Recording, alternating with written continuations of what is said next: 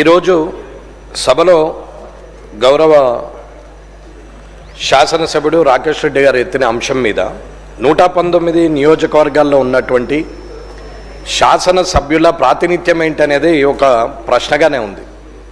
గత ప్రభుత్వంలో అయినా ఇప్పటి ప్రభుత్వంలో అయినా ప్రతిపక్షమా అధికార పక్షమా అనకుండా ఎమ్మెల్యేలకు ఉన్నటువంటి ప్రాతినిధ్యం ఏంటి, ఎమ్మెల్యేలు శాసనసభలో చేసే కార్యక్రమాలు కానీ లేదా తన నియోజకవర్గంలో ప్రజలచే ఎన్నుకోబడి శాసనం ద్వారా శాసనసభలో వచ్చినటువంటి వ్యక్తికి ఉన్నటువంటి విలువలేంటి అనేది ఒక్కసారి మీరు దాని గురించి చెప్పాల్సిన అవసరం ఉంది అధ్యక్ష.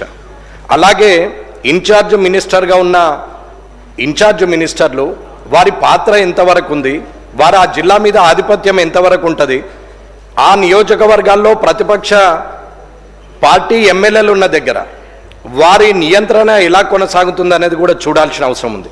ఇన్ఛార్జ్ మినిస్టర్ అనే వారు జీవో ప్రకారంగా శాసనం ద్వారా నిర్మితమైనటువంటి వ్యక్తుల లేకపోతే పార్టీ ప్రభుత్వ పరంగా వారు ఇన్ఛార్జ్ మినిస్టర్లను పెట్టి ప్రతిపక్ష ఎమ్మెల్యేలను నియంత్రించే పరిస్థితి కోసం ఏర్పాటు చేసిందా అనేది మీరు తెలియజేయాల్సింది ఉంది అధ్యక్ష.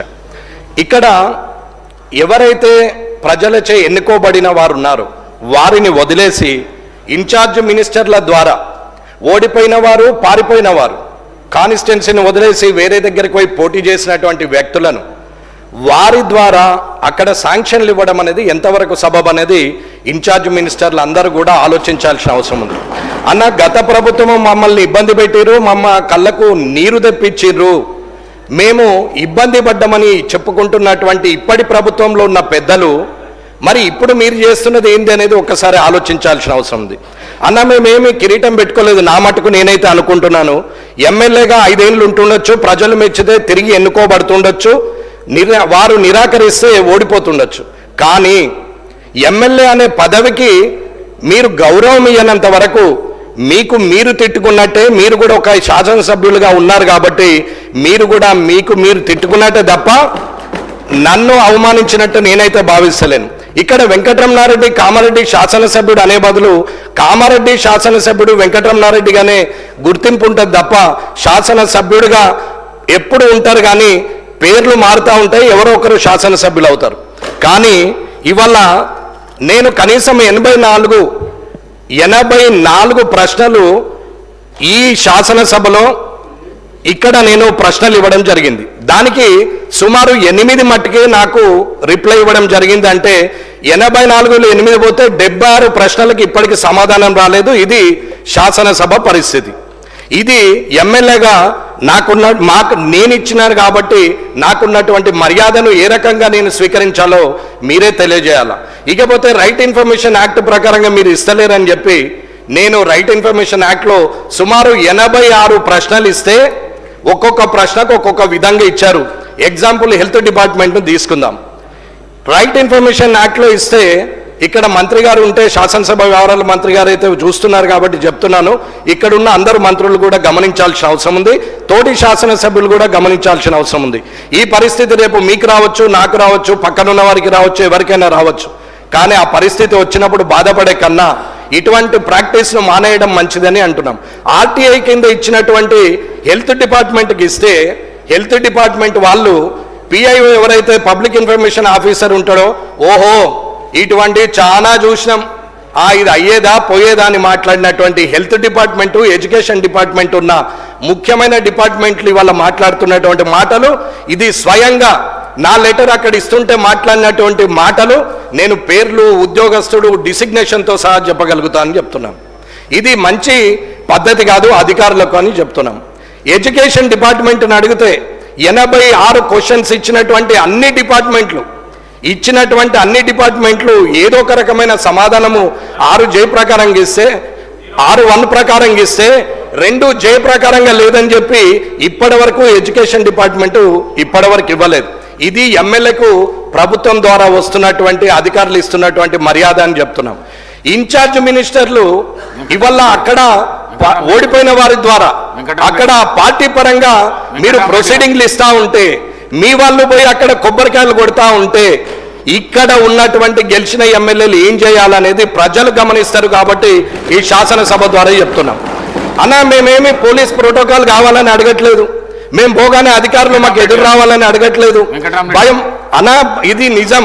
0 అవర్లో మాట్లాడకపోతే నేను మాట్లాడేది ఒక్కటన్నా అధ్యక్ష, ఒకటే మాట నేను మాట్లాడేది నిజం.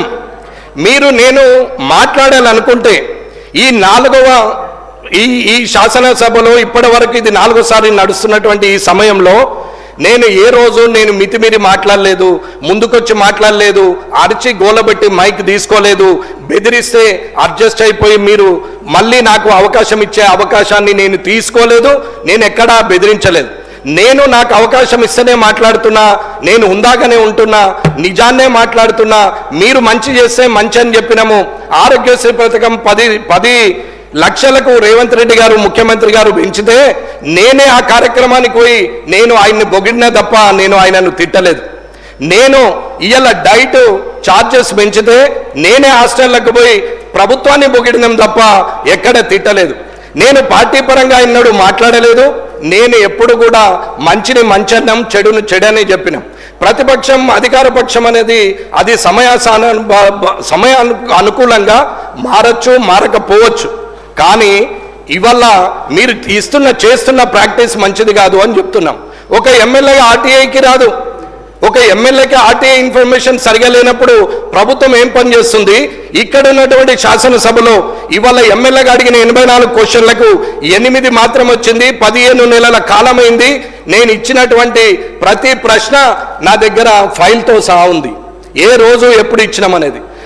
ఏదో ప్రజలకు సమాచారం ఇవ్వడానికి ప్రయత్నిస్తున్నాం తప్ప పర్సనల్ ఎజెండాగా ఎక్కడ మాట్లాడలేదు. టీజీఐఐసిది మాట్లాడిన రోజు, ఆ రోజు కూడా ఆ ప్రశ్నకు సమాధానము ఇండస్ట్రీస్ మినిస్టర్ గారు మాట్లాడుతూ మేము కాన్స్టిట్యూషన్ చేస్తున్నాము అని చెప్పారు. ఇప్పటి వరకు దాని సమాధానం కూడా రాలేదు. ఒకటే అడుగుతున్నామన్నా, నాలాగానే ఉండి గౌరవంగా ఉండాలా, శాసనసభలో ఉందాగా ఉండాలని కోరుకొని వచ్చినటువంటి వ్యక్తిగా మాట్లాడలేకనో, చేతగాకనో, అసందర్భ ప్రేలాపనలు పేయరాకనో, నాకేం అన్పార్లమెంటరీ వార్డు రాకనో, నేను మాట్లాడలేక చేతగాకనో కాదు. రాజకీయాల్లో హుందాగా శాసనసభకు గౌరవం పెరగాలి, మీకు గౌరవంగా ఉండాలి, అధికారులకు గౌరవం ఉండాలని ఓపిక పడుతుంటే 15 నెలలుగా మీరు ఇలాగే చేస్తూ ఉంటే రానున్న కాలంలో మరి నా పద్ధతి మార్చుకోవాల్సిన అవసరం వస్తుందా అనేది ఒక ఆలోచన ఉంది. కాబట్టి దయచేసి తొందరగా అన్ని డిపార్ట్మెంట్ల నుంచి రైట్ ఇన్ఫర్మేషన్ యాక్ట్లో రావాలా. అవి ఏవి కూడా ప్రశ్నలకు సమాధానం చెప్పలేని స్థితిలో ప్రభుత్వము, శాసనసభ ఉంది అంటే అది మీకే సిగ్గుచేటు, నాకు సభ్యుడిగా కూడా నాకు కూడా సిగ్గుచేటనే మాట్లాడుతున్నాం. కాబట్టి ఇవాళ ప్రభుత్వం నిజంగా ధైర్యంగా ఉండి చేస్తున్నది నిజమే అయినప్పుడు అడిగిన ప్రశ్నకు సమాధానం ఇవ్వాల్సిన అవసరము అధికారులకు ఉన్నది, అలాగే ప్రభుత్వానికి ఉన్నది అని చెప్తున్నా నేను. ఇది శాసనసభలో జరుగుతున్న ఈ 84 క్వశ్చన్లకు రైట్ ఇన్ఫర్మేషన్ యాక్ట్లో ఇచ్చిన ఆ 86 ప్రశ్నలకు ఇప్పటి వరకు 9% కూడా నా చేతికి అందనప్పుడు ప్రజలకు సమాధానం చెప్పే ధైర్యం మీకు లేనట్ట, లేకపోతే అది పర్సనల్ ఎజెండా అనుకొని మీరు ఏమన్నా ఆలోచిస్తున్నారా? నేను నిజాయితీగా ఉండే వ్యక్తిని. మీరు పోయి కామారెడ్డి నియోజకవర్గంలో ఎవరిని అడిగినా నా గురించి అందరూ చెప్తారు. ఆఖరికి కాంగ్రెస్ పార్టీ వాళ్ళు, బీఆర్ఎస్ పార్టీ వాళ్ళు కూడా నా గురించి మంచి చెప్తారు తప్ప చెడు మాత్రం చెప్పరు. ఇది నాకున్నటువంటి క్యారెక్టర్ అని చెప్తున్నాం.